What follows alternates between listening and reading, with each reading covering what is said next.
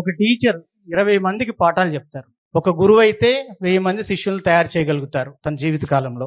అదే ఒక ప్రొఫెసర్ ఒక 30 బ్యాచ్లు తమ ద్వారా రిలీవ్ అవుతారు. కానీ ఒకే ఒక్క గురువు ప్రపంచంలో ఉన్న తెలుగు వారందరికీ నిత్యం పాఠాలు చెప్తున్నారు. వేకుజాము నుంచి రాత్రి నిద్రపోయే వరకు తెలుగు లోగిళ్ళలో ప్రవచన చక్రవర్తి ప్రవచనం వినిపించిన ఇల్లు ఉండదేమో, వినని వ్యక్తి ఉండరేమో. ధర్మం, సత్యం, సత్ప్రవర్తన, సచ్చింతన, మంచి వాక్కు గురించి పిల్లల నుంచి పెద్దల వరకు అందరూ ఒకే గురువు గారి మాట వింటారు. ఆయనే ధర్మ ప్రచార ప్రయోక్త పద్మశ్రీ చాగంటి కోటేశ్వరరావు గారు. ప్రజలకు ధర్మ మార్గం చూపిస్తూ నైతిక విలువలు బోధిస్తున్న మన అందరి గురువులు ఉపన్యాస చక్రవర్తి, ప్రవచన వాచస్పతి, శారదా జ్ఞాన పుత్రులు బ్రహ్మశ్రీ చాగంటి కోటేశ్వరరావు గారికి నమస్కారం.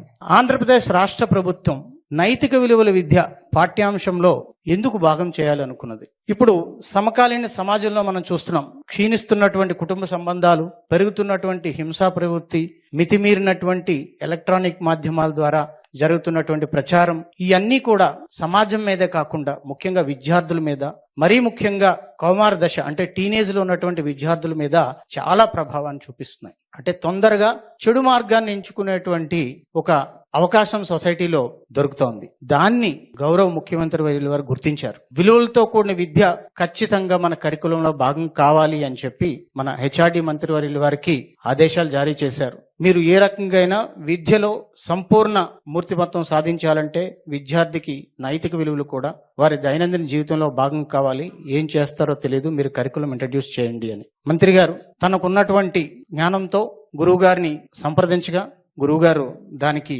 ఒప్పుకున్నారు. సో ముఖ్యమంత్రి గారి ఆలోచనలు, నారా లోకేష్ గారి కార్యరూపంతో ఈరోజు విద్యాశాఖలో మనందరికీ దిశానిర్దేశం చేయడానికి ఒక గొప్ప వ్యక్తి మనకి లభించారు. వారిని మీ అందరికీ పరిచయం చేసే భాగ్యం నాకు దక్కినందుకు గొప్పగా ఫీల్ అవుతున్నాను. Thank you. ధర్మార్థ కామ మోక్షముల గురించి సామాన్యులకు అర్థమయ్యే రీతిలో చెప్పడం గురువు గారు గొప్పతనం. కేంద్ర ప్రభుత్వ అధికారిగా పదవి విరమణ చేసిన చాగంటి వారు అష్టాదశ పురాణాలను అధ్యయనం చేశారు. మండల దీక్షతో 42 రోజుల పాటు సంపూర్ణ రామాయణంను, 42 రోజుల పాటు భాగవతాన్ని, 30 రోజుల పాటు శివపురాణాన్ని, 40 రోజుల పాటు శ్రీ లలితా సహస్రనామ స్తోత్రాన్ని అనర్ఘంగా ప్రవచించారు. ఒక గొప్ప ఉదాహరణ చెప్తాను వారి గురించి. ప్రధానమంత్రి పివి నరసింహారావు గారు ఉన్న సమయంలో వీరి ప్రవచనాలు విని మీ పాండితీ ప్రకర్ష అమోఘం, మీరు ఏమడిగినా చేస్తాను, కోరుకోండి అని అడిగారు. అంత గొప్ప ప్రధానమంత్రి, భారతదేశ ప్రధానమంత్రి ఒక సాధారణ ఉద్యోగికి వరం అడిగితే ఎవరైనా ఏం చేస్తారు?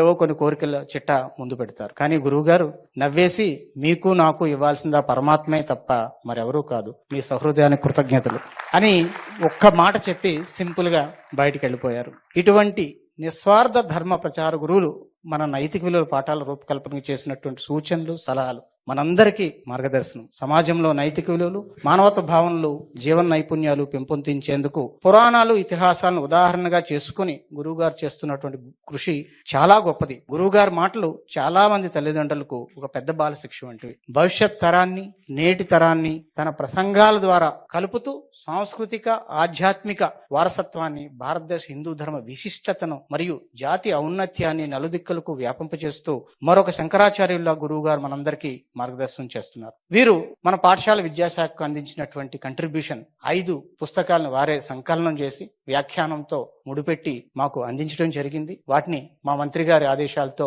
ముద్రించి 6 నుంచి 10 తరగతుల వారికి మనం స్కూల్ కిట్ తో పాటు అందించడం జరిగింది. అందించడమే కాకుండా అది విద్యార్థులు అభ్యసిస్తున్నారో లేదో మూల్యాంకనం, మదింపు కూడా చేయబోతున్నాం. రాబోయేటువంటి మెగా పేరెంట్ టీచర్ మీటింగ్, తల్లిదండ్రుల సమావేశంలో విద్యార్థులతోనే ఆ పద్యాల్ని అందరూ పేరెంట్స్ ముందర చెప్పించి, వ్యాఖ్యానాన్ని చెప్పించి ఆ జిజ్ఞాసని, ఆ జ్ఞానాన్ని తల్లిదండ్రులకు కూడా విద్యార్థుల ద్వారా అందించాలని ఒక ప్రయత్నం చేయబోతున్నాం. తినలేని వాళ్ళు ఉన్నారు, తింటున్నావు సంతోషించు. చూపు లేని వాళ్ళు ఉన్నారు, చూస్తున్నావు సంతోషించు. నడవలేని వాళ్ళు ఉన్నారు, నడుస్తున్నావు సంతోషించు. ఈశ్వరుడు ఇచ్చిన వాటితో తృప్తిపడు. ఇది గురువు గారు చాగంటి గారు మనకిచ్చినటువంటి సందేశం. మనందరం పాటించాల్సినటువంటి నియమం. నమస్కారాలు.